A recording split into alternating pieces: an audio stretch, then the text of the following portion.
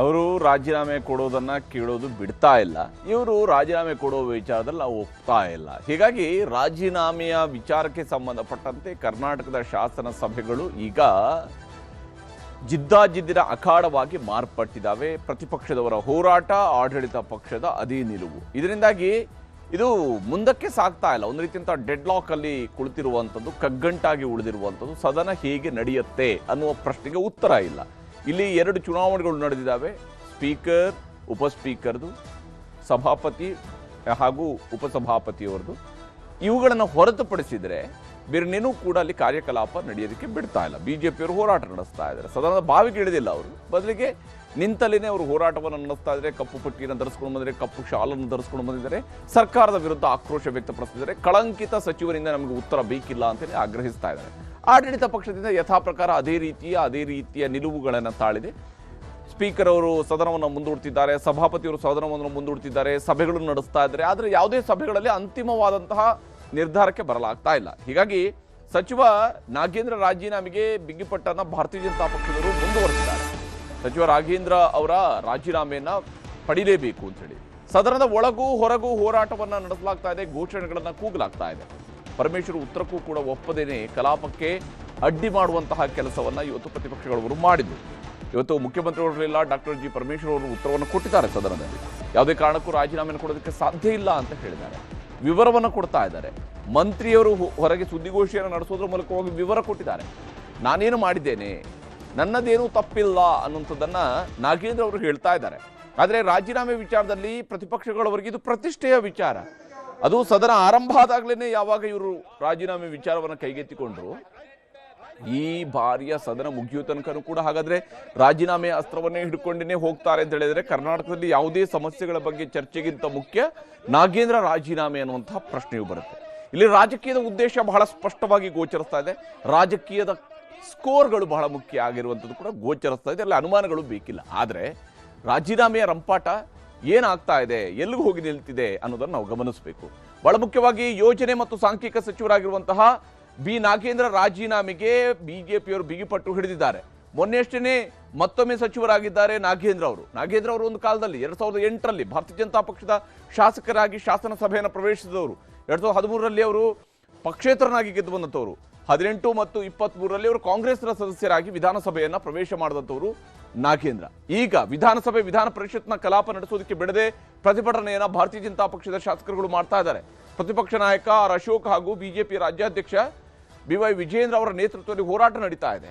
ಪ್ರತಿಭಟನೆಯನ್ನು ನಡೆಸ್ತಾ ಇದ್ದಾರೆ, ಆಗ್ರಹವನ್ನು ಮಾಡ್ತಾ ಇದ್ದಾರೆ, ಭ್ರಷ್ಟರು ಅಂತ ಹೇಳ್ತಿದ್ದಾರೆ, ಸರ್ಕಾರದ ವಿರುದ್ಧ ಧಿಕ್ಕಾರ ಕೂಗ್ತಾ ಇದ್ದಾರೆ. ಹಣ ಎಲ್ಲಿ ಹೋಯ್ತು, ರಾಹುಲ್ ಗಾಂಧಿ ಜೇಬ್ಗೋಯ್ತು ಅಂತ ಹೇಳ್ತಾ ಇದ್ದಾರೆ. ನಿಲುವಳಿ ಸೂಚನೆ ಇಲ್ಲದೇನೆ ಸದನದ ಬಾವಿಗೆ ಇಳಿಯದೇನೆ ನಿಂತಲ್ಲೇ ಕೂಗಾಟವನ್ನ ಮಾಡ್ತಾ ಇದ್ದಾರೆ. ನಿಲುವಳಿ ಸೂಚನೆಯನ್ನು ತಂದಿಲ್ಲ ಅಥವಾ ಸದನದ ಬಾವಿಗೂ ಇಳಿತಾ ಇಲ್ಲ, ಆದರೆ ಸದನ ನಡೆಯುವುದಕ್ಕೆ ಬಿಡ್ತಾ ಇಲ್ಲ. ಬಿ ನಾಗೇಂದ್ರ ವಿಚಾರವಾಗಿ ಉಪಮುಖ್ಯಮಂತ್ರಿಯವರ ಉತ್ತರಕ್ಕೂ ಕೂಡ ಇವತ್ತು ಅಡ್ಡಿಪಡಿಸಲಾಯಿತು. ನಿಮ್ಮ ಉತ್ತರ ನಮಗೆ ಬೇಕಿಲ್ಲ ಅನ್ನುವಂಥದ್ದನ್ನು ಪ್ರತಿಪಕ್ಷದವರು ಹೇಳ್ತಾ ಇದ್ದಾರೆ. ಅವ್ರು ಕೇಳ್ತಾ ಇರೋದು ಒಂದೇ ಡಿಮ್ಯಾಂಡ್, ಅವ್ರು ಮಾಡ್ತಾ ಇರೋದು ಒಂದೇ ಡಿಮ್ಯಾಂಡ್, ರಾಜೀನಾಮೆ. ಇಲ್ಲಿ DCM ಅವರ ಉತ್ತರದಲ್ಲಿ ನಿಂತು ಪ್ರತಿಪಕ್ಷದವರ ಆಕ್ರೋಶ ಹೇಗಿತ್ತು ಅನ್ನೋದನ್ನು ಗಮನಿಸಬೇಕು.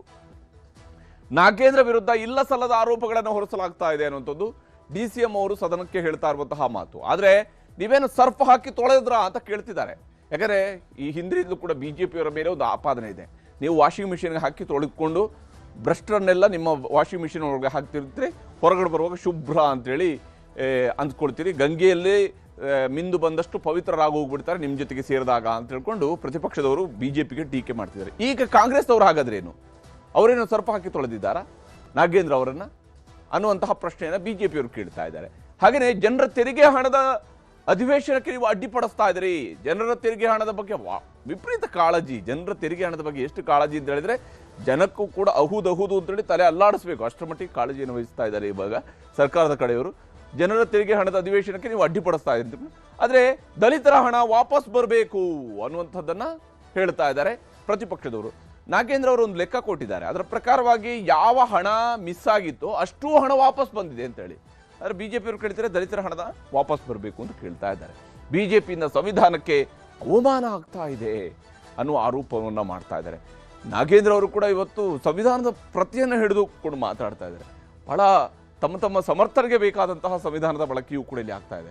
ಭ್ರಷ್ಟರನ್ನ ಸಮರ್ಥನೆ ಮಾಡ್ಕೊಳ್ಬೇಡಿ ಅನ್ನೋದು ಪ್ರತಿಪಕ್ಷದವರು ಹೇಳ್ತಾ ಇರುವಂತಹ ಮಾತು. ಭ್ರಷ್ಟರನ್ನ ಸಮರ್ಥನೆ ಮಾಡ್ಕೊಳ್ಬೇಡಿ, ಸರ್ಕಾರದಿಂದ ಜವಾಬ್ದಾರಿಯುತವಾದಂತಹ ನಿರ್ಧಾರಗಳನ್ನು ಕೈಗೊಳ್ಳಲಾಗಿದೆ ಅನ್ನೋದನ್ನ DCM ಅವರು ಹೇಳಿದ್ರೆ ಸರ್ಕಾರದ ಉತ್ತರವನ್ನು ನಾವು ಒಪ್ಪೋದಿಲ್ಲ ಅಂತ ಹೇಳಿ ಪ್ರತಿಪಕ್ಷದವರು ಆಗ್ರಹಿಸ್ತಾ ಇದ್ದಾರೆ, ಒತ್ತಡವನ್ನ ಹೇರ್ತಾ ಇದ್ದಾರೆ ಸರ್ಕಾರದ ಮೇಲೆ. ಹೀಗೆ ಆಪಾದನೆ ಪ್ರತಿ ಆಪಾದನೆಗಳು ನಡೀತಾ ಇದ್ದಾವೆ. ವಿಧಾನ ಪರಿಷತ್ನಲ್ಲಿ ಕಪ್ಪು ಶಾಲು ತೊಟ್ಟು ಪ್ರತಿಭಟಿಸಿದ್ದಾರೆ ಬಿಜೆಪಿಯ ಸದಸ್ಯರು. ಇವತ್ತು ವಿಧಾನ ಪರಿಷತ್ನಲ್ಲಿ, ನಿನ್ನೆ ವಿಧಾನಸಭೆಯಲ್ಲಿ ಕಪ್ಪು ಶಾಲು ಹಾಕೊಂಡು ಬಂದಿದ್ರು. ಎರಡನೇ ದಿವಸ ಇವತ್ತು ವಿಧಾನ ಪರಿಷತ್ನಲ್ಲಿ ಕಪ್ಪು ಶಾಲು ಹಾಕೊಂಡು ಬಂದಿದ್ದಾರೆ. ಮೇಲ್ಮನೆಗೆ ಸಚಿವ ಬಿ ನಾಗೇಂದ್ರ ಅವರು ಬರ್ತಾ ಇದ್ದದನ್ನೇ ಗೋ ಬ್ಯಾಕ್ ಅನ್ನುವಂತಹ ಘೋಷಣೆಯನ್ನ ಕೂಗಿದ್ದಾರೆ. ಸಚಿವರಾದಂಥ ಕಾರಣದಿಂದ ವಿಧಾನ ಪರಿಷತ್ಗೂ ಬಂದಿದ್ರು, ಅಲ್ಲಿ ಗೋ ಬ್ಯಾಕ್ ಘೋಷಣೆಯನ್ನು ಕೂಗಲಾಯಿತು. ಪ್ರತಿಪಕ್ಷಗಳನ್ನು ನೋಡಿ ಕೈ ಮುಗಿದು ನಿಂತರು ಸಚಿವ ಬಿ ನಾಗೇಂದ್ರ ಅವರು ಕೈ ಮುಗಿದು ನಿಂತರು. ಆದರೆ ಈ ಸಂದರ್ಭದಲ್ಲಿ ಗೋ ಬ್ಯಾಕ್ ಅನ್ನುವಂತಹ ಕೂಗು ಬಹಳ ಜೋರಾಗಿತ್ತು. ನಾಗೇಂದ್ರ ಗೋ ಬ್ಯಾಕ್ ಅನ್ನುವಂತಹ ಘೋಷಣೆಯನ್ನ ಪ್ರತಿಪಕ್ಷದವರು ಕೂಗಿದ್ದಾರೆ. ಪ್ರತಿಪಕ್ಷಗಳಿಗೆ ಸಂವಿಧಾನದ ಪ್ರತಿಯನ್ನ ತೋರಿಸಿದ್ದಾರೆ ನಾಗೇಂದ್ರ. ಸಂವಿಧಾನದಲ್ಲಿ ನನಗಿರುವಂತಹ ಹಕ್ಕಿನ ಪ್ರಕಾರವಾಗಿ ನಾನು ಬಂದಿದ್ದೀನಿ ಅಂತ ಹೇಳ್ಕೊಂಡು ನಾಗೇಂದ್ರ ಹೇಳ್ತಾ ಇದ್ದಾರೆ. ಕೋಟಿ ಎಲ್ಲೋಯ್ತು, ರಾಹುಲ್ ಗಾಂಧಿ ಜೇಬ್ಗೋಯ್ತು. ಇದು ಬಿಜೆಪಿಯವರು ಸದ್ಯಕ್ಕೆ ಹಾಕ್ತಾ ಇರುವಂತಹ ಹೊಸ ಘೋಷಣೆ. ಈ ಮೂಲಕ ಆರೋಪ ಪ್ರತ್ಯಾರೋಪಗಳು ಬಹಳ ಜೋರಾಗಿ ನಡೆದಿದ್ವು. ಸದನದ ಒಳಗಡೆ ಏನು ನಡೀತು ಅನ್ನೋದನ್ನು ಕೂಡ ನಿಮ್ಗೆ ತೋರಿಸ್ತೀನಿ.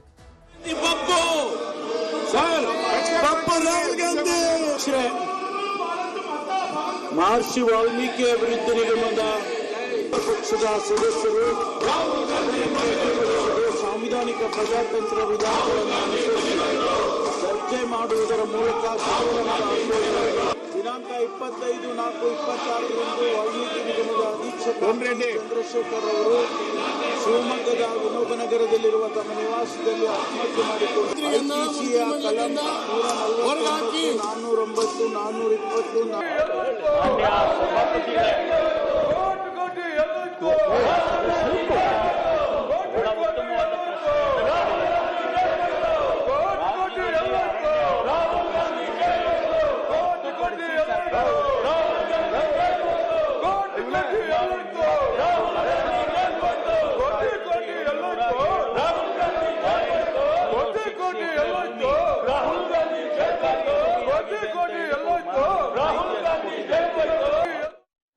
ಹೀಗೆ ಒಂದ್ ಕಡೆ ಸದನದ ಒಳಗಡೆ ನಡೀತಾ ಇರುವಂತಹ ಹೋರಾಟ, ಮತ್ತೊಂದು ಕಡೆಯಲ್ಲಿ ಸದನದ ಹೊರಗೂ ಕೂಡ ಹೋರಾಟವನ್ನು ನಡೆಸಲಾಗ್ತದೆ. ವಿಶೇಷವಾಗಿ ಕೆಂಗಲ್ ಗೇಟ್ ಬಳಿಯಲ್ಲಿ ಏನು ವಿಧಾನಸೌಧದ ಪಶ್ಚಿಮ ದ್ವಾರ ಏನಿದೆ, ಪಶ್ಚಿಮ ದ್ವಾರದ ಮುಂಭಾಗದಲ್ಲಿ ನಿಂತುಕೊಂಡು ಬಿಜೆಪಿಯ ಸದಸ್ಯರುಗಳು ಇವತ್ತು ಹೋರಾಟವನ್ನು ನಡೆಸಿದ್ದಾರೆ. ಕೈಯಲ್ಲಿ ಪ್ಲಕಾರ್ಡ್ಗಳನ್ನು ಹಿಡ್ಕೊಂಡಿದ್ರು, ನಾಗೇಂದ್ರ ವಿರುದ್ಧ ಆಪಾದನೆಯನ್ನು ಮಾಡ್ತಾ ಇದ್ರು, ಘೋಷಣೆಗಳನ್ನು ಕೂಗಿದ್ದಾರೆ.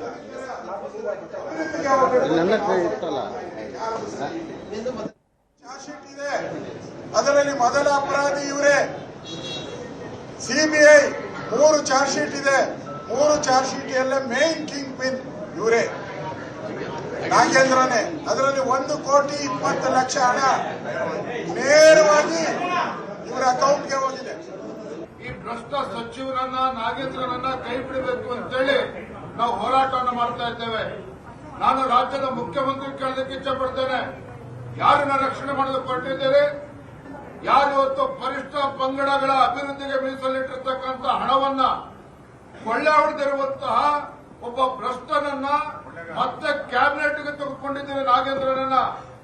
ಯಾಕೆ ಹೀಗೆ ಭ್ರಷ್ಟಾಚಾರದ ಆಪಾದನೆಯನ್ನ BY ವಿಜೇಂದ್ರ ಅವರು ಕೂಡ ಮಾಡ್ತಾ ಇದ್ದಾರೆ ನಾಗೇಂದ್ರ ವಿರುದ್ಧ.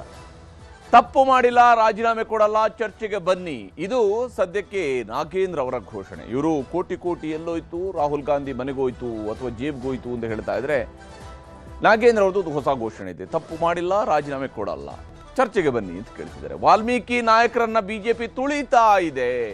ನಾನು ವಾಲ್ಮೀಕಿ ನಾಯಕ ಅನ್ನೋ ಕಾರಣಕ್ಕೆ ನನ್ನ ತುಳಿಯೋ ಪ್ರಯತ್ನ ಮಾಡ್ತಿದ್ದಾರೆ ಅಂತೇಳಿ ಜಾತಿ ಪ್ಲಕಾರ್ಡನ್ನು ಅವ್ರು ಹಿಡ್ಕೊಂಡು ಬಂದಿದ್ದಾರೆ. ಇವರೇನು ಏನೋ ನಾನು ಕದ್ದಿದ್ದೇನೆ ಆದರೆ ಕಳ್ಳನಲ್ಲ ಅಂತೇಳಿ ಬಿಜೆಪಿಯವರು ಪ್ಲಕಾರ್ಡನ್ನು ಹಿಡ್ಕೊಂಡಿದ್ರೆ, ನಾನು ವಾಲ್ಮೀಕಿ ಸಮುದಾಯದವನು ಹಾಗಾಗಿ ನನ್ನ ವಿರುದ್ಧ ಆಪಾದನೆ ಅಂತ ಹೇಳ್ಕೊಂಡು ಪ್ಲಕಾರ್ಡ್ ಹಿಡ್ಕೊಂಡಿದ್ದಾರೆ. ಅಂದರೆ ಮಾತಿನ ಮೂಲಕವಾಗಿ ಆ ಪ್ಲಕಾರ್ಡ್ ಇವಾಗ ಬಂದಿದೆ ಇವರ ಕಡೆಗೆ. ಇಡಿ CBI ಸಂಸ್ಥೆಗಳ ದುರ್ಬಳಕೆಯನ್ನು ಮಾಡಿಕೊಳ್ಳಲಾಗ್ತಾ ಇದೆ ಅಂತ ಹೇಳಿ ನಾಗೇಂದ್ರ ಅವರು ಆಕ್ರೋಶವನ್ನ ವ್ಯಕ್ತಪಡಿಸಿದ್ದಾರೆ. ಮತ್ತು ಸದನದಲ್ಲಿ ಉತ್ತರ ಕೊಡೋದಕ್ಕೆ ನಾನು ಸಿದ್ಧನಿದ್ದೇನೆ, ಈ ಪ್ರಕರಣದಲ್ಲಿ ನಾನು ಉತ್ತರವನ್ನು ಕೊಡೋದಕ್ಕೆ ಸಿದ್ಧನಿದ್ದೇನೆ, ಆದರೆ ರಾಜೀನಾಮೆಯನ್ನು ಯಾವ ಕಾರಣಕ್ಕೂ ಕೊಡೋದಿಲ್ಲ. 187 ಕೋಟಿ ರೂಪಾಯಿ ಬಗ್ಗೆ ನನಗೆ ಗೊತ್ತಿಲ್ಲ, 187 ಕೋಟಿ ರೂಪಾಯಿ ಏನಾಯ್ತು ಅನ್ನೋದ್ರ ಬಗ್ಗೆ ನನಗೆ ಗೊತ್ತಿಲ್ಲ ಅಂತೇಳಿ ನಾಗೇಂದ್ರ ಅವರು ಹೇಳ್ತಾ ಇದ್ರೆ, ನನ್ನ ಖಾತೆಗೆ ಒಂದೇ ಒಂದು ರೂಪಾಯಿ ಕೂಡ ಬಂದಿಲ್ಲ, ನನ್ನ ಅಕೌಂಟ್ಗೆ ಒಂದೇ ಒಂದು ರೂಪಾಯಿ ಕೂಡ ಬಂದಿಲ್ಲ ಅನ್ನೋದು ನಾಗೇಂದ್ರ ಅವರು ಕೊಡ್ತಾ ಇರುವಂತಹ ಸಮರ್ಥನೆ. ನಾಗೇಂದ್ರ ಅವರ ಸಮರ್ಥನೆಗಳು ಹೇಗಿದ್ವು ಅನ್ನೋದು ನಿಮ್ಗೆ ತೋರಿಸ್ತೀನಿ. 187 ಕೋಟಿ ರೂಪಾಯಲ್ಲಿ 100 ಕೋಟಿ ರೂಪಾಯಿ ನನ್ನ ಗಮನಕ್ಕೆ ನಾವು ಬಂದ ಕೂಡಲೇ ಅದನ್ನು ಅಲ್ಲೇ ತಕ್ಷಣವೇ ಫ್ರೀಸ್ ಮಾಡಿದ್ವಿ, ನಾವು ಬ್ಯಾಂಕಲ್ಲೇ ಉಳಿಸ್ಕೊಂಡ್ವಿ. ಅದಾದ ನಂತರ 87 ಕೋಟಿ ರೂಪಾಯಿ ಇನ್ನು ನಮಗೆ ಹಣ ಬೇರೆ ಬೇರೆ ನಮ್ಮ ಯೂನಿಯನ್ ಬ್ಯಾಂಕ್ ಆಫ್ ಇಂಡಿಯಾದಿಂದ ತೆಲಂಗಾಣ ಮೂಲದ ಹೈದರಾಬಾದ್ಗೆ ಹೋಗ್ಬಿಟ್ಟು ಅಲ್ಲಿಂದ ಬೇರೆ ಬೇರೆ ಸುಮಾರು 800 ಅಕೌಂಟ್ಗಳಿಗೆ ಬಾಬಾ ಸಾಹೇಬ್ ಅಂಬೇಡ್ಕರ್ ಕೊಟ್ಟಂಥ ಸಂವಿಧಾನ ನನ್ನ ರಕ್ಷಣೆ ಮಾಡುತ್ತೆ. ಹೌದು, ಕೆಲವರೆಲ್ಲ ಹೇಳ್ತಾ ಇರ್ತಾರೆ ಕೇಸ್ ಅಂದ ಕೂಡಲೇ ದಲಿತ ಅಂತೇಳಿ. ಹೌದು ಸ್ವಾಮಿ, ನಾನು ದಲಿತನೇ, ಹುಟ್ಟು ದಲಿತ, ನಾನು ಸಾಯೋದು ಕೂಡ ದಲಿತಾಗೆ ಸಾಯ್ತೀನಿ. ಅದು ನಮ್ಮ ಅಂಬೇಡ್ಕರ್ ಅವರು ಈ ಸಂವಿಧಾನ ಕೊಟ್ಟಂಥ ನನಗೆ ರಕ್ಷಣೆ ಇದೆ. ಇವತ್ತು ಬಹುಶಃ ಈ ಸಂವಿಧಾನ ಇಲ್ಲಾಂದ್ರೆ ನಾವು ಎಲ್ಲಿ ಹೋಗ್ತಿದ್ವೋ ನನಗೆ ಗೊತ್ತಾಗ್ತಿದ್ದಿಲ್ಲ.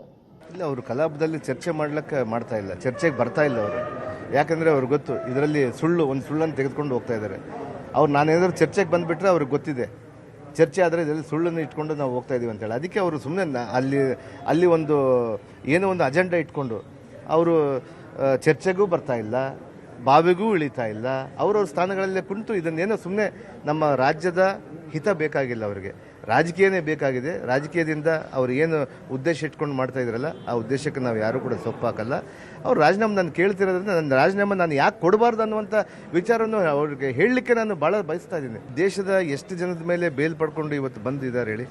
ಕೇಂದ್ರ ಮಂತ್ರಿಗಳ ಮೇಲೆ ಎಷ್ಟು ಜನದ ಮೇಲೆ ಇದೆ? ಇವತ್ತು BJP ಆಡಳಿತ ಪಕ್ಷದಲ್ಲಿರುವಂಥ ಎಷ್ಟು MLAಗಳ ಮೇಲೆ, ಎಷ್ಟು MP ಗಳ ಮೇಲೆ, ಎಷ್ಟು ಮುಖ್ಯಮಂತ್ರಿಗಳ ಮೇಲೆ ಇವತ್ತು ಬೇಲ್ ಪಡ್ಕೊಂಡು ಅವರೆಲ್ಲರೂ ಕೂಡ ಇಲ್ಲನ? ಇವತ್ತು ಇದೇ ಪಶ್ಚಿಮ ಬಂಗಾಳದ ಮುಖ್ಯಮಂತ್ರಿ ಅವ್ರ ಮೇಲೆ 29 ಕೇಸ್ ಇದೆ, ಅವ್ರನ್ನ ಇಳಿಸ್ರಿ ಫಸ್ಟ್. ಅದೇ ಅಸ್ಸಾಂ ಮುಖ್ಯಮಂತ್ರಿ ಆದಂಥ ಹೇಮಂತ ಬಿಸ್ವಾಸ್ ಅವ್ರ ಮೇಲೆ ಇದೆ, ಅವ್ರನ್ನ ಇಳಿಸ್ರಿ. ಅದಾದ್ಮೇಲೆ ನಾಗೇಂದ್ರ ರಾಜೀನಾಮೆ ಪಡೀರಿ. ಅವ್ರಿಗೆ ನೈತಿಕತೆ ಹಕ್ಕೇ ಇಲ್ಲ ನನ್ನ ರಾಜೀನಾಮೆ ಕೇಳಲಿಕ್ಕೆ. ಅದನ್ನು ಇಟ್ಕೊಂಡು ಇವ್ರು ಯಾರು ಸ್ವಾಮಿ? ನನ್ನ ಅವಾಗಲೇ ತಪ್ಪಿತಸ್ಥ ಅನ್ನೋದಕ್ಕೆ ಇವ್ರು ಯಾರು? ಇವ್ರೇನು ಕೋರ್ಟಾ? ಸಂವಿಧಾನಕ್ಕಿಂತ ದೊಡ್ಡವರು ಇವರು ಯಾರೂ ಇಲ್ಲ. ಅದಕ್ಕೆ ನಾನು ಹೇಳ್ತೀನಿ, ನನ್ನ ಮನವಿ ಮಾಡ್ತೀನಿ, ತಾವು ಯಾರು ಕೂಡ ಇಂಥ ದುರುದ್ದೇಶಕ್ಕೆ ಕೈ ಹಾಕಬೇಡಿ. ಹೀಗೆ ಇವೆಲ್ಲವೂ ಕೂಡ ಒಂದು ಕಡೆಯಲ್ಲಿ ನಾಗೇಂದ್ರ ಅವರು ಸಮರ್ಥನೆಯನ್ನು ಕೊಡ್ತಾ ಇದ್ದಾರೆ, ಮತ್ತೊಂದು ಕಡೆಯಲ್ಲಿ ಆಡಳಿತ ಮತ್ತು ಪ್ರತಿಪಕ್ಷದ ನಡುವೆ ವಾಗ್ಬಾಣಗಳ ಪ್ರಯೋಗವೂ ಕೂಡ ನಡೀತಾ ಇದೆ. ನಾಗೇಂದ್ರ ಅವರು 187 ಕೋಟಿ ರೂಪಾಯಿ ನಮ್ಮ ಭವಿಷ್ಯದ ಮಕ್ಕಳನ್ನ ಇವತ್ತು ಅವ್ರ ಭವಿಷ್ಯವನ್ನು ಕಸ್ಕೊಂಡಂತ ಕೆಲಸ ಮಾಡಿದಾನ. ನಮ್ಮ ಬುಡಕಟ್ಟು ಸಮುದಾಯಗಳನ್ನ ಅವ್ರ ಭವಿಷ್ಯವನ್ನು ಕಸ್ಕೊಂಡಂತ ಕೆಲಸ ಮಾಡಿದಾರ. ನಮ್ಮ ಬುಡಕಟ್ಟು ಸಮುದಾಯಗಳು ಹಿಂದುಳಿದಂತ ಮಕ್ಕಳ ಭವಿಷ್ಯ ಜೊತೆಲಿ ಹೆಣ್ಮಕ್ಳ ಭವಿಷ್ಯವನ್ನು ಕೂಡ ಕಸ್ಕೊಂಡಂತ ಕೆಲಸ ಮಾಡಿದಾನ. ನಮ್ಮ ಮೇಲೆ ಇರುವಂತವ್ರು ವೈಯಕ್ತಿಕ ಕೇಸ್ ಅಂತ ಹೇಳ್ತಾರೆ, ತಮ್ಮ ಮೇಲೂ ಕೂಡ ಇದೆ ಸ್ವಾಮಿ. 26 ಎಕರೆಯನ್ನ ತಾವು ನಮ್ಮ ಸರ್ಕಾರಿ ಜಾಗನ ಗುಳು ಮಾಡಿರೋದು ಕೂಡ ಗೊತ್ತಿದೆ. ಅದನ್ನ ಯಾವ ರೀತಿ ಮಾಡಿಸಿರಿ ಅಂತ ಹೇಳಿ ಅದನ್ನ ತನಿಖೆ ಮಾಡಿಸ್ತೀವಿ. ಲೋಕಾಯುಕ್ತದವರೇ ಸುಮೋಟು ಕೇಸ್ ಹಾಕಿ ಮಾಡಿದ್ದಾರೆ ತಮ್ಮ ಮೇಲೆ. ತಮ್ಮ ತಟ್ಟೆಯಲ್ಲಿ ಹೆಗ್ಗಣ ಇಟ್ಕೊಂಡು ನೊಣನ್ನು ಹುಡುಕಕ್ಕೆ ಹೊಂಟಿರಲ್ಲ ಸ್ವಾಮಿ, ನಮ್ಮ ತಟ್ಟೆಯಲ್ಲಿರುವಂತ ನೊಣನ್ನ. ನಾನು ದಲಿತ ಅಂದಮೇಲೆ ದಲಿತರ ಹಣ ನುಂಗ್ಲಿಕ್ಕೆ ನಿಮ್ಗೇನ್ ಪರ್ಮಿಷನ್ ಕೊಟ್ಟಿದಾರ? ಇದೇನ್ ಕಾನ್ಸ್ಟಿಟ್ಯೂಷನ್ ಅಲ್ಲಿ ಇದೆಯಾ? ದಲಿತರ ಹಣ ದಲಿತರು ಮಾತ್ರ ನುಂಗಬಹುದು ಅಂತಿದ್ಯಾ? ನನಗೇನ್ ಅನ್ಸುತ್ತಾ, ಇನ್ನೂ ತೂಸ್ತಿಸ್ ಹೋದ್ಮೇಲೆ ಹಿಂಗೆ ಹೋದ ಛಲವಾದಿ ನಾರಾಯಣ ಸ್ವಾಮಿ ಅವರು ಚೇರಿಗೂ ಹೋಮ ಹವನ ಮಾಡಂತ ಪರಿಸ್ಥಿತಿ ಬಂದ್ರು ಆಶ್ಚರ್ಯ ಪಡಬೇಡಿ. ಈಗೇನು ಅವ್ರು ವಿಧಾನ ಪರಿಷತ್ನಾಗ ವಿರೋಧ ಪಕ್ಷದ ನಾಯಕನ ಚೇರಿಗೆ ಕುಂತಾರಲ್ಲ, ಮತ್ತೆ ಮುಂದಿನ ಸತೆ ಯಾರಾದರೂ ಬೇರೆ ವಿರೋಧ ಪಕ್ಷದ ನಾಯಕರು ಬಂದ್ರೆ ಅದಕ್ಕೆ ಆ ಚೇರಿಗೆ ಹೋಮ ಹವನ ಮಾಡ್ತಾರೆ. ಯಾಕಂದ್ರೆ ದಲಿತರು ಕುಂತಾರಲ್ಲ ಅಲ್ಲಿ. ಕರಪ್ಷನ್ಗೆ ಜಾತಿನ ಕಟ್ಟೋದು ಬಹಳ ತಪ್ಪು. ಫಸ್ಟು ಜಾತಿನ ದುರುಪಯೋಗ ಮಾಡಿಕೊಳ್ಳುವಂಥದ್ದನ್ನು ಅವರು ಬಿಡಬೇಕು. ಇವತ್ತು ಜನಾರ್ದನ್ ರೆಡ್ಡಿ ಅವರಿಗೆ ದಲಿತ ಮಂತ್ರಿ ಆಗಿದ್ದಕ್ಕೆ ಹೊಟ್ಟೆ ಕಿಚ್ಚು, ಅಥವಾ BJP ಪಕ್ಷದವರಿಗೆ ದಲಿತ ಮಂತ್ರಿ ಆಗಿರೋದಕ್ಕೆ ಹೊಟ್ಟೆ ಕಿಚ್ಚು ಅನ್ನೋದನ್ನು ಫಸ್ಟು ಅವ್ರು ಬಿಡಬೇಕು. ಹಣ ದುರ್ಬಳಕೆ ಆಗಿದೆ ಅಂತ ಹೇಳುವಂಥ ಆರೋಪಿಯಿಂದ ಹಣ ಸಿಕ್ಕಿದೆ. ಆ ಆರೋಪಿಗೂ ನಾಗೇಂದ್ರ ಅವ್ರಿಗೂ ಏನೂ ಕನೆಕ್ಷನ್ ಇಲ್ಲ. ಹಿಂಗೆ ಅವ್ರನ್ನ ಆರೋಪಿ ಮಾಡ್ತೀರಿ? It's a moot question, it's logic ಅಷ್ಟೇ, ಕಾಮನ್ ಸೆನ್ಸ್ ಇದು. ಹೆಂಗೆ ಮಾಡ್ತೀರಿ?